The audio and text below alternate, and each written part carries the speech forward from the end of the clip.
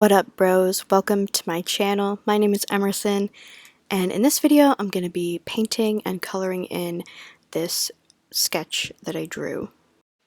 I'll talk you through some of the process and let you know what I was thinking as I was creating this, but then I also want to talk a little bit about my art practice recently and what's been going on with me in my little art life.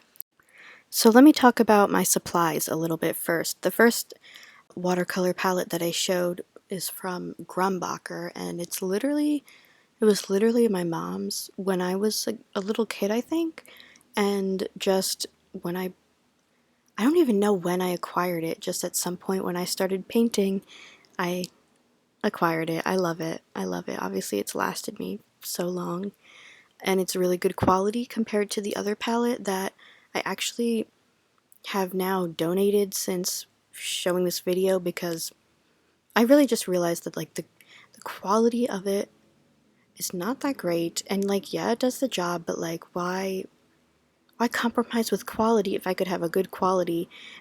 I didn't have to take the extra step of mixing my own skin colors, but that's what I should do anyway, and it usually comes out better that way anyway. There was also a specific magenta pink color that I would use, and I've now been able to replace that one with this little watercolor palette that I got from, what is that brand? Sakura, I think. It's the Koi palette, and it's got some fluorescent colors and some metallic colors, and I pretty much use it now in every painting, especially the pinks. For paintbrushes, I literally have these I think this was a set. The purple ones, I think, was a set for my dad for my birthday.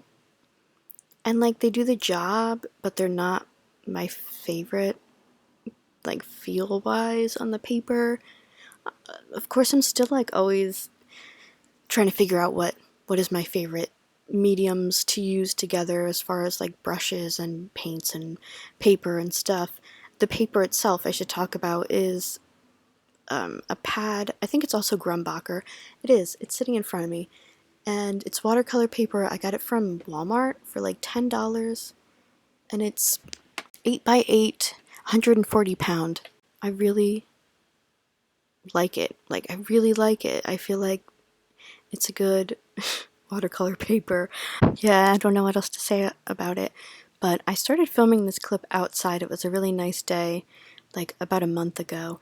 And I ended up having to come inside because the dirt from our gardening started to fly into my painting because it was so windy. So I come inside and ended up painting a bunch of it without showing it on camera. So it had this big glow up. Wow.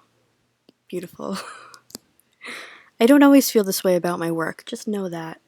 This is one of my favorite things I think I've painted and drawn recently.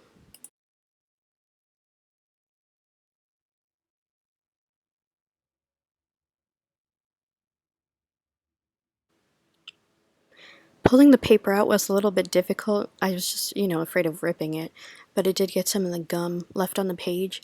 I don't know, I found with this book that if I pull it out from the back first, it doesn't keep any of the gum from the spine. But now I'm going to be using my Prismacolor color pencils, and we're going to enhance this lady. She's going to go from flat to fab. Why is that the only thing I could think of right now? That doesn't even sound cool. So I'm checking out my colored pencils, trying to decide which ones I want to use, mostly to outline, but also to color the hair in and just kind of enhance the makeup and stuff on her face. So I'm testing out a few different colors, but I think I do end up going with the first one, which is dark purple, and then that light one is Parma Violet, I want to say. And I end up using that too, to kind of blend the purples out. Of course, with colored pencils, the number one thing, you gotta have them sharp. So first you gotta sharpen them. This little tiny pencil, it's the last time it's used. I'm shocked when it goes in there and it's that small. but we're using it one last time today. I don't know what color it is. I don't have a replacement for it. So hopefully I can figure it out because it's a really nice brown, as you'll be able to see when I color in the hair. So, like I said, I'm mostly doing an outline with these purples, along with just like boosting up the colors and the shadows and stuff. So I suppose now I'm going to talk a little bit about like just my art practice lately. It's been a little while since I've made an art video and talked about my art and stuff like that. So yeah, we're gonna talk about it. So basically, I mean, if you've seen my videos, you've seen what I was doing previously, which was like a lot of pretty heavy experimenting and abstract and all the different mediums all together, really just feeling it, going wild with it. And, you know, in these past few months, I kind of have honed back in on what needs to be the priority, because I do love doing so many different art things, like so many, as you can see that on my channel, and I love that about myself. But also it's rough because I've wanted to have an art business, and like have never been able to really hone in on something that can be like the staple of my business. What I'm trying to say is I love drawing, and illustration has always been it. And you know, I had like 3 years where I was off because of the pandemic, but we're back on track now. Let me talk about this little unicorn thing that I'm using. I found this at Target in the bullseye section. It was like a pack of 4, and it was touted as being erasers, and I really found they didn't pick up the color very much, but it kind of blended it a little bit.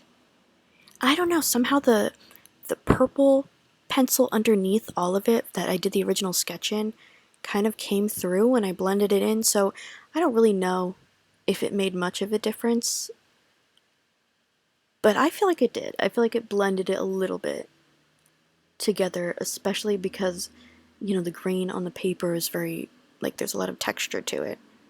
So you can see, like, the pencil more, if that makes sense. Especially in the hair, that's why I wanted to try to blend it. Yeah, so we just tried it. Unicorn guy.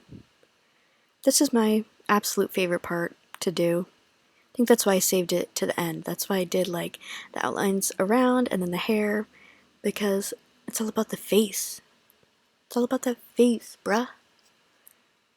There's a few things in the face that I'm like, what the hell was I thinking? Like the line next to the nose line next to the eye. One of them is fine. The longer one, I don't know directions. Yeah, right here. Here I try to fix it, but it's like, I'm like, bro, what was I thinking? These lines don't add up. But to be fair, I started this drawing about a month ago, so I have been, my art practice that I've been doing pretty much has been drawing a lot. Girl, say hi! Good girl! We have the princess cat, baby cat, Gypsy here. But yeah, I pretty much went from experimenting a whole lot and doing a lot of different mediums to just drawing, using references, trying to improve my skills, and it's been a rough journey. It's been very frustrating and tricky, but I also know that that stuff is good. It's good that it's frustrating, and it's good that it doesn't feel, that it just feels like I'm getting nowhere, because the other day I drew something and I drew it twice and I was like, ugh, it's not it at all. It's not even close. I drew the third time. The next day when I looked back at the old ones, I was like, these look fine. by my old standards, probably even just a month ago, these would have been fine and I wouldn't have had to draw it again. Like, and to me, I'm like, that's improvement, bitch. That's improvement. I feel like there's this like sense of progress blindness. If I don't look back on my old work, it just feels like I'm not really getting anywhere. But I am. It just is slow. Slow and steady, baby. You know it. This is her. This is the finished piece. I added a little bit of metallic paint in her eyes. And here I'm signing it. I don't even know, man, but that's going to be it for this video. I hope you enjoyed watching the process of me bringing this beautiful girl to life. Here she is in all her glory. Thank you so much for watching, and I hope you'll stick around to see my next video. Peace.